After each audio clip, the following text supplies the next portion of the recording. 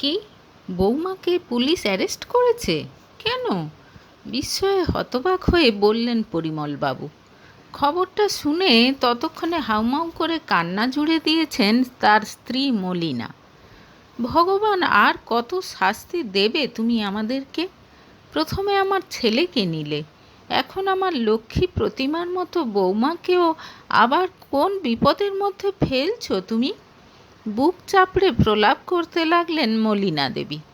প্রাপ্তি মানে পরিমল আর মলিনার বৌমা তার 3 বছরের ছেলে নীলুকে নিয়ে কলকাতায় থাকে। একটা বড় কোম্পানিতে চাকরি করে প্রাপ্তি। হঠাৎ হার্ট অ্যাটাকে স্বামী দীপ্ত মারা যাবার পর ছেলেকে নিয়ে একাই থাকে সে। কিন্তু শ্বশুর শাশুড়ির প্রতি প্রাপ্তি সেই আগের মতোই যত্নবান। সপ্তাহে 2-3 বার ফোন করে তাদের খোঁজ খবর নেয় সে। মাঝে মাঝে ছেলেকে নিয়ে শ্বশুর শাশুড়ির কাছে গ্রামের বাড়িতে গিয়ে 2 দিন কাটিয়ে আসে। একমাত্র ছেলেকে হারিয়ে শোকে বিহ্বল বাবা মা বৌমা আর নাতিকে নিয়ে দুঃখ ভোলার চেষ্টা করে। প্রেম করে বিয়ে করেছিল দীপ্ত আর প্রাপ্তি। একই ইঞ্জিনিয়ারিং কলেজে পড়তো তারা। বিয়ের আগে থেকেই দীপ্তর বাড়িতে যাতায়াত ছিল প্রাপ্তির। এক জেলাতেই বাড়ি তাদের। ছুটিতে বাড়ি এলে দুজনেই দুজনের বাড়ি যেত তারা। প্রথম দেখেই ছেলের প্রেমিকাকে ভালো লেগে গিয়েছিল পরিমল আর মলিনার। প্রাপ্তিও যেন তাদেরকে বড় বেশি আপন করে নিয়েছিল। দেখবে, আর বৌমা তোমাদের সঙ্গে কোনো যোগাযোগ রাখবে না। দীপ্ত মারা যাবার পর আত্মীয় স্বজন পাড়া প্রতিবেশী সবাই ভয় দেখিয়েছিল, কিন্তু সবার কথাকে ভুল প্রমাণ করে দিয়েছিল প্রাপ্তি। এ যাবৎ নিয়মিত যোগাযোগ রেখে এসেছে সে শ্বশুর শাশুড়ির সঙ্গে। মাঝে মাঝে টাকা পয়সাও দিয়েছে কিছু কিছু। স্বাভাবিকভাবেই এরকম বৌমাকে হঠাৎ অ্যারেস্ট হতে শুনলে কষ্ট তো হবেই।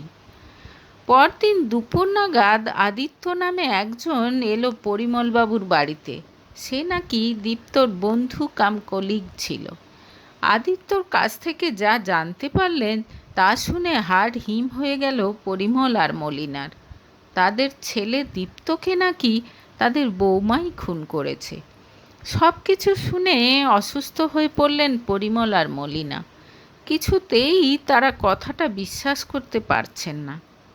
বিশ্বাস করতে পারছে না প্রাপ্তি নিজেও। দীপ্ত মারা যাবার পর 2 বছর কেটে গেছে। সব কিছু একেবারে স্বাভাবিক হয়ে গেছে। সপ্তাহখানেক আগেই উদ্দাম মিলনের পর রোহিতের বুকের ওপর শুয়ে শুয়ে ফিউচার প্ল্যান করল সে।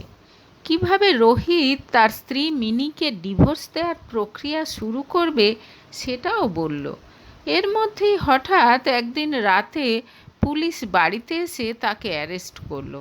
ঘটনাটা কিভাবে সম্ভব হলো কিছুতেই ভেবে পাচ্ছে না প্রাপ্তি। শ্বশুর শাশুড়ি তো কখনো তাকে বিন্দুমাত্র সন্দেহ করেনি। জেলের অন্ধকার ঘুপচি রুমটাতে বসে দম বন্ধ হয়ে আসে প্রাপ্তির। এতক্ষণে নিশ্চয়ই রোহিতের সঙ্গে তার সম্পর্কের ব্যাপারটা সবাই জেনে গেছে। খুব শীঘ্রই রোহিতও নিশ্চয়ই এই জেলেরই কোনো একটা কুঠরিতে থাকতে চলেছে। এক যাত্রায় পৃথক ফল হওয়ার তো কথা নয়। ভাবতে ভাবতে লেডি কনস্টেবল এসে তাকে জানালো বাবা মা এসেছে তার সঙ্গে দেখা করতে। বাবা মার সামনে প্রায় চুপ করেই থাকলো প্রাপ্তি। মা খুব কান্নাকাটি করলো। আমি তো ভাবতেই পারছি না, দীপ্তর মতো ছেলেকে তুই কেন মারতে গেলি মা? তোরা তো একে অপরকে ভালোবেসে বিয়ে করেছিলি। তুই সত্যি করে বল না মা, এই কাজ নিশ্চয়ই তুই করিসনি বল। আমার এখনও মনে আছে দীপ্ত মারা যাবার পর তুই কিভাবে কাঁদছিলি। বলতে বলতে কেঁদে ভাসালেন প্রাপ্তির মা। বাবা অবশ্য চুপ করেই থাকলেন। ভালো একটা লয়ার ঠিক করেছেন জানালেন। মা বাবা চলে যেতে একা একা বসে বসে ভাবতে লাগলো প্রাপ্তি। দীপ্ত মারা যাবার পর সত্যিই সে খুব কেঁদেছিল। বলা ভালো কাঁদার অভিনয় করেছিল, যাতে তার প্রতি কারও কোনো সন্দেহ না হয়। রোহিতের নির্দেশ মতো সব কিছু খুব সুন্দরভাবে গুছিয়ে করেছিল সে। রোহিতের কথা ভাবতেই মনটা ব্যাকুল হয়ে উঠল প্রাপ্তির। 4 মাসের প্রেগনেন্ট ছিল তখন প্রাপ্তি। শরীর খুব খারাপ হচ্ছিল বলে চাকরি ছেড়ে বাবার বাড়িতে চলে এসেছিল সে। সেই সময় একদিন ডাক্তারখানায় যাওয়ার পথে তার আলাপ হয়েছিল রোহিতের সঙ্গে। প্রাপ্তির তখন কোনো কাজ নেই, সারাক্ষণ বাড়িতে বসা। প্রথম দিন রোহিতের ফোন পেয়ে বেশ অনেকক্ষণ কথা বলেছিল সে। তারপর কিভাবে যেন ভালো বন্ধুত্ব হয়ে গেল তাদের মধ্যে, যদিও বন্ধুত্বটা শুধু ফোনে কথা বলার মধ্যেই সীমিত ছিল। এরপর নীলু জন্মালো। খুব ব্যস্ত হয়ে পড়ল প্রাপ্তি। রোহিতের সঙ্গে যোগাযোগটাও ক্ষীণ হয়ে এলো। ছেলের জন্মের 6 মাস পর কলকাতা এসে আবার চাকরি খোঁজা শুরু করলো সে। দীপ্তও চাইতো প্রাপ্তি চাকরি করুক। ছেলের যখন 2 বছর বয়স, তখন একদিন ফোন করে রোহিত জানালো সে একটা ভালো চাকরি পেয়ে কলকাতাতেই এসেছে। 1 বছর আগে বিয়েও করেছে। আবার কথা বলা শুরু হলো রোহিত আর প্রাপ্তির মধ্যে। কথা বলতে বলতে কখন যে রোহিতকে ভালোবেসে ফেলেছে তা বুঝতে পারেনি প্রাপ্তি। একদিন দেখাও করলো তারা। তারপর থেকে দীপ্ত বাড়িতে না থাকলে রোহিতকে ডেকে পাঠাতে শুরু করলো প্রাপ্তি। এইভাবে চলতে চলতে এক দুর্বল মুহূর্তে শারীরিক সম্পর্ক তৈরি হলো তাদের দুজনের মধ্যে। প্রথম প্রথম খানিকটা অপরাধবোধ হলেও ধীরে ধীরে রোহিতের প্রেমে একেবারে হাবুডুবু খেতে লাগলো প্রাপ্তি। রোহিতের মধ্যে কি আছে সে জানে না, যা তাকে একেবারে পাগল করে দেয়।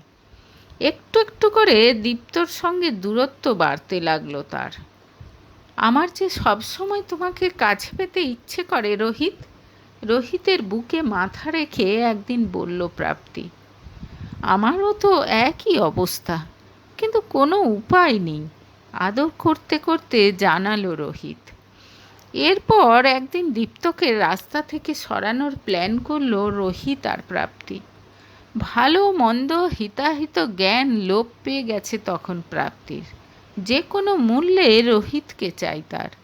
রোহিতের এনে দেওয়া বিষটা তাই রাতে দীপ্তর খাবারে মিশিয়ে দিয়েছিল প্রাপ্তি। সকালে উঠে সবাই জেনেছিল ঘুমের মধ্যে হার্ট অ্যাটাক হয়েছে দীপ্তর। লোকজনের বেশি সন্দেহ হওয়ার আগে ঝটপট ডেড বডি নিয়ে দীপ্তর বাড়ির উদ্দেশ্যে রওনা দিয়েছিল প্রাপ্তি। আগে থেকে সব ব্যবস্থা সে করেই রেখেছিল। প্ল্যান মাফিক নির্বিঘ্নেই সব কাজ মিটে গিয়েছিল। 20 দিন পর ছেলেকে নিয়ে কলকাতা ফিরে এসেছিল সে। আর তারপর থেকে রোহিতের সঙ্গে মেলামেশায় তার আর কোনো বাধা ছিল না। প্রায়ই সপ্তাহান্তে মিলিত হতো তারা। হঠাৎ ঘণ্টার শব্দে বাস্তবে ফিরে এলো প্রাপ্তি। ডিনারের টাইম হয়ে গেছে। পোড়া পোড়া রুটি আর বিচ্ছিরি স্বাদের ঘ্যাঁট খেতে খেতে চোখে জল চলে এলো তার। মনে মনে আর একবার পুরো ব্যাপারটা সাজিয়ে নিল সে। জিজ্ঞাসাবাদের জন্য একেবারে রেডি হয়ে থাকতে হবে। একবার শেষ চেষ্টা তো করতেই হবে। সে শুনেছে পুলিশ নাকি অনেক দিন ধরেই তাকে নজরে রেখেছিল। দীপ্তর কোনো বন্ধু নাকি পুলিশের কাছে তার নামে কমপ্লেন করেছিল। এর বেশ কিছুদিন পর যাবজ্জীবন কারাদণ্ডে দণ্ডিত হলো প্রাপ্তি। জজ সাহেবের সামনে অনেক কান্নাকাটি করল সে। মাত্র 5 বছর বয়স তার ছেলের। অন্তত ছেলের মুখ চেয়ে যেন তার শাস্তি কিছুটা কম করা হয়। কিন্তু কোনো লাভ হলো না। নীলুকে তার দাদু ঠাকুমার কাছে রাখার নির্দেশ দিল কোর্ট। জেলে বসে নিজের কৃতকর্মের জন্য আফসোস করতে লাগলো প্রাপ্তি। দীপ্তর সঙ্গে তার তো বেশ সুখের সংসার ছিল, কেন যে এরকম করতে গেল সে। আজকাল তার সব কিছু ভেঙে গুঁড়িয়ে দিতে ইচ্ছে করে। রাগ, দুঃখ, ক্ষোভ আগ্নেয়গিরির মতো ফেটে বেরিয়ে আসতে চায় ভেতর থেকে। যে রোহিতকে কাছে পাওয়ার জন্য সে নিজের স্বামীকে খুন করলো, সেই রোহিত একদিন এসে তাকে শাসিয়ে গেছে। প্রাপ্তি যেন কোনোভাবেই তার সুনাম নষ্ট করার চেষ্টা না করে। তার স্ত্রী এখন অন্তঃসত্ত্বা। এই সময় এইসব ঝামেলায় জড়িয়ে তার মেন্টাল হেলথ খারাপ করতে পারবে না রোহিত। হাঁ হয়ে তার মুখের দিকে তাকিয়েছিল প্রাপ্তি সেদিন। চোখ দিয়ে শুধু 2 ফোঁটা জল গড়িয়ে পড়েছিল তার।